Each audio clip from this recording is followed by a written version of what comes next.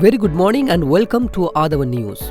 Today Monday 29th of February 2016. Newspaper highlights read by Edward Udayadas Devasagayam Pillai. Let's focus on the headlines of Daily Mirror. My son and I are in arrest list, says Mahinda Rajapaksa. Kurunagala district MP Mahinda Rajapaksa's eldest son Namal Rajapaksa, his brother Basil Rajapaksa, MP Vimal Veeravansa, Kumara Velgama and Rohitha Abey Gunawardena would be arrested very soon. Former President Mahinda Rajapaksa speculated speaking to the media at the Dalada Maligawa in Kandy yesterday. Tajuddin case. CID records statements of OICs. Former senior police officer to be arrested. The Criminal Investigation Department has recorded statements from the former officers in charge of the Kirulapona and Narayanpeta police stations and another police officer, all of whom had conducted the preliminary investigations into the deaths of raga player Wasim Tajuddin. 1 dead and 2 injured in shootout.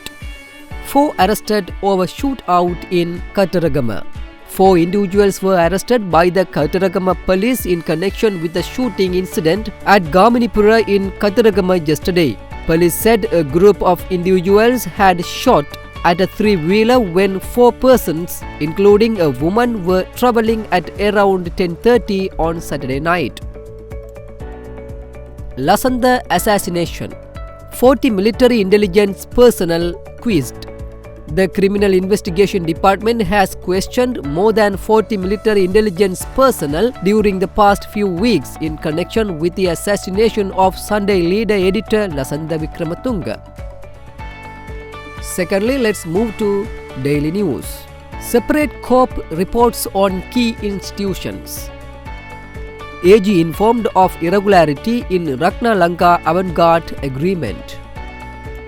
CEB, Sri Lankan, Ratnalanka Central Bank among them. The Committee on Public Enterprises (COP) has decided to produce separate individual reports on its findings on several key public institutions in which serious flaws have come to light. COP chairman and JVP MP Sunil Handunetti told the Daily News yesterday that these reports would be tabled in Parliament in May. The institutions on which separate reports are to be tabled include the Ceylon Electricity Board, Sri Lankan Airlines, Ratna Arakshaka Lanka Limited and the Central Bank. He said probes on these institutions have already commenced. 1 killed, 2 critical in Veerakettiya shooting. 1 person was killed and 2 others injured after an unidentified group shot at them at Kirimatiyawa Junction in Veerakettiya yesterday morning. Police spokesman ASP Ruwan Gunasegara said the gunmen had arrived in a hybrid car with a T-56. The 2 victims were travelling in a van while the other was on a motorcycle. The 3 were admitted to Tangol Hospital in a critical condition. Government to evaluate projects worth 60 billion before payments are made. An estimated 60 billion rupees of outstanding payments for projects are to be settled following proper evaluation by a special committee appointed by the Finance Ministry. A circular requesting for details of outstanding payments to contractors outstanding as at December 31, 2014 has been sent to all ministries already, Finance Ministry Public Finance Department Director General P. Algama said. All contracts will be first evaluated to determine if they have followed due procedures to award the tenders, he explained. Finally, let's move to Ceylon today. Squandering 150 million rupees sans cabinet approval. Hakim before Presidential Commission soon. Minister of Urban Development, Water Supply and Drainage Rao Hakim would be summoned before the Commission for questioning by the Presidential Commission of Inquiry into Serious Acts of Fraud and Corruption. Leslie De Silva, Secretary to the Presidential Commission, told Daily News today that the minister will be summoned for questioning in connection with an allegation of allocating of over 150 rupees million for fully refurbishing offices to be occupied by the International Arbitration Centre in the World Trade Center in Colombo Fort without cabinet approval.